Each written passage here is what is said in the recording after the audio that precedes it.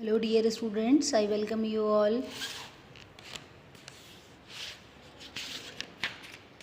8th class के students को agreement of verb and subject ये चैप्टर चल रहा है हमारा, ये समझाया जा रहा है। ठीक है, अब मैं देखिए आपको यहाँ से बताना शुरू करती हूँ। Rule number 11 I am defining you people, please listen carefully. देखिए, when the subjects joined by और nor are of different persons the verb agree with the subject. ये वाला रूल मैंने आपको बता दिया था, लेकिन एक बार दोबारा से बता देती हूँ।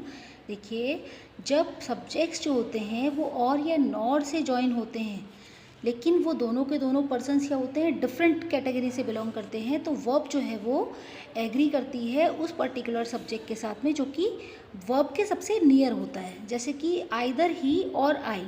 अब आई के नियरेस्ट वर्ब यहाँ पे क्या है, एम, तो आई के अकॉर्डिंग वर्ब यहाँ पे लगेगी। अब दोनों अलग अलग कैटेगरी से बिलोंग करें, he refers to the third person और आई का मतलब हो गया यहाँ पे फर्स्ट पर्सन। सारे एग्जाम्पल उसी तरीके से दिए हैं। Neither she nor you, she refers to the third person and you का मतलब होता है सेकेंड पर्सन, तो यू के अकॉर्डिंग यहाँ पे वर्ब लगी है। ये सब उसी के एग्जाम्पल्स हैं। But it was always better to avoid such construction. इस तरह के कंस्ट्रक्शंस को अवॉइड करना बेटर रहता है।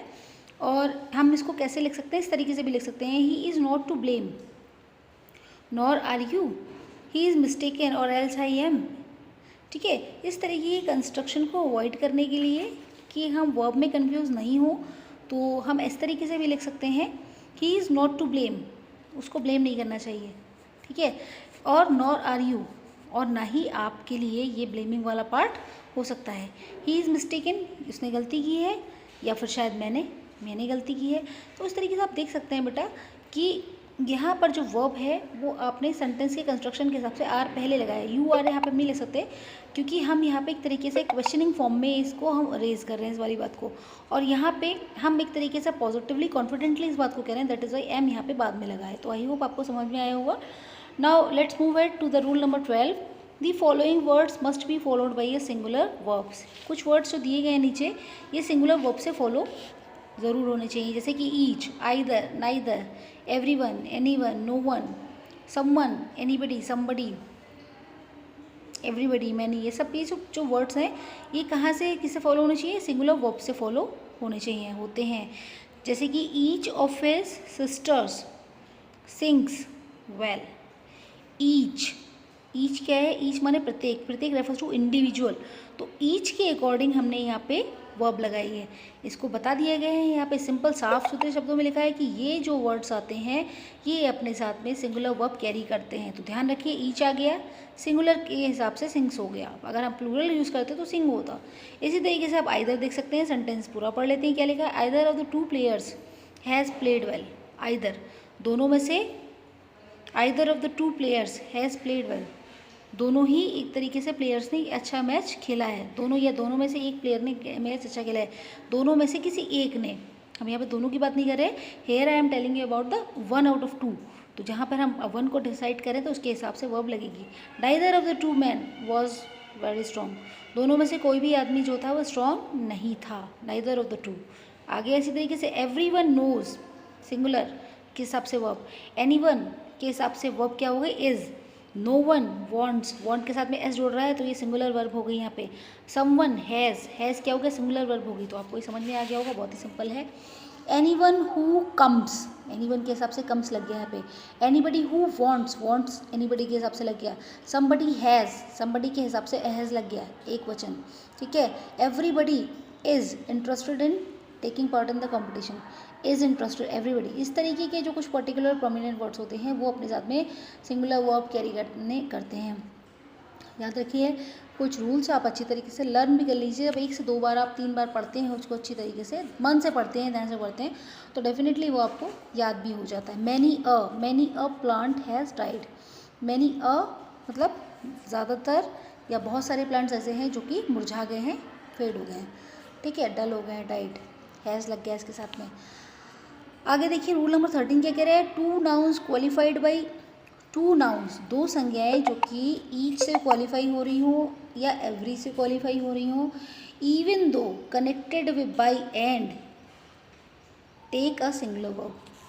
कहते हैं दो नाउन्स ईच या एवरी से क्वालिफाई हो रही हो, भले ही वो एंड से कनेक्ट क्यों ना हो रही हूँ, लेकिन उस एंड का मतलब ये नहीं कि वो दो जॉइंट हो गई, नहीं, वो दो कंपाउंड नहीं, वो नाउन्स काउंट नहीं होंगी, वो सिंगुलर के पार्ट पे काउंट होंगी और उस अपने साथ में सिंगुलर वर्ब कैरी करेंगे। एग्जाम्पल से ज़्यादा अच्छे समझेंगे। देखिए, every body and every girl. Every body का मतलब क्या है? Body refers to the male people. Girl का मतलब क्या है? लड़की।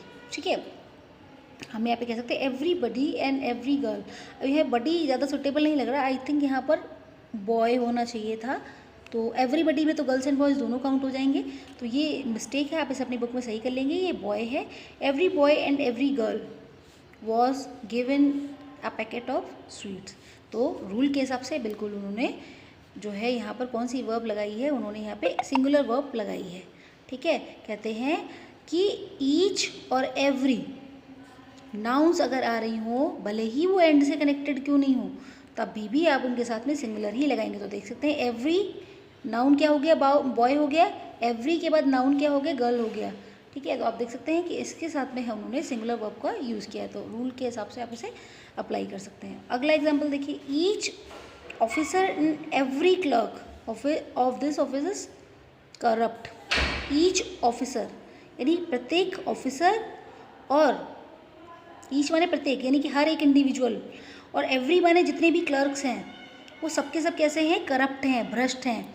तो आप देख सकते हैं यहाँ भी ये एंड से ज्वाइन हो रहा है, लेकिन नाउन है ये, इसके बाद में ईच के बाद में नाउन दिया हुआ है, एवरी के बाद में नाउन दिया हुआ है।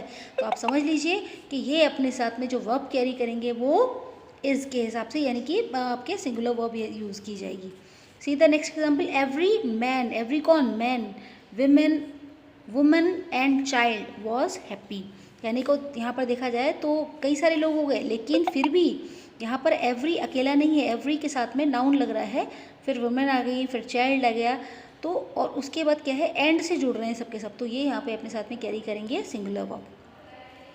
आई होप आपको समझ में आ रहा होगा बच्चों। चलो एक रूल और हम देख लेते हैं यहाँ पे क्या लिखा हुआ। देखिए, ये है आपका नेक्स्ट रूल, हमारा रूल नंबर 14। देखो, none is constructed in the singular or plural as the sense में रिक्वायर। देखो, नन को जो है हम कंस्ट्रक्ट कर सकते हैं सिंगुलर और प्लूरल, जैसा भी सेंटेंस का सेंस निकल के आ रहा हो उसके अकॉर्डिंग हम नन को यूज़ कर सकते हैं सेंटेंस के अंदर। जैसे कि नन, और है ना, इसको देखिए, none but fools have believed it. None but fools, कोई नहीं लेकिन जो बेवकूफ़ होते हैं वो इस पर बिलीव करते हैं। फूल्स प्लूरल हो गया, हैव वर्ब कैरी किया है। None of his poems, poems यानी कि मोर देन वन, कविताएं, तो आप देख सकते हैं प्लूरल हो गया, वर्ब प्लूरल आ गई। None of these words, words refers to many words, तो प्लूरल हो गया, वर्ब यहाँ पे प्लूरल के हिसाब से आ गई। None are so deep as those who will not hear. ठीक है, कहते हैं कि इसमें कोई भी इतना ज़्यादा बहरा नहीं है, और मतलब as those who will not hear, यानी कि चीज़ों को सुन के नेग्लेक्ट करने के पार्ट पे ये वाली बात यहाँ पर समझाई गई है बेटा। 15th रूल देखिए, the following words always take a plural verb, both, few, a few, many, several.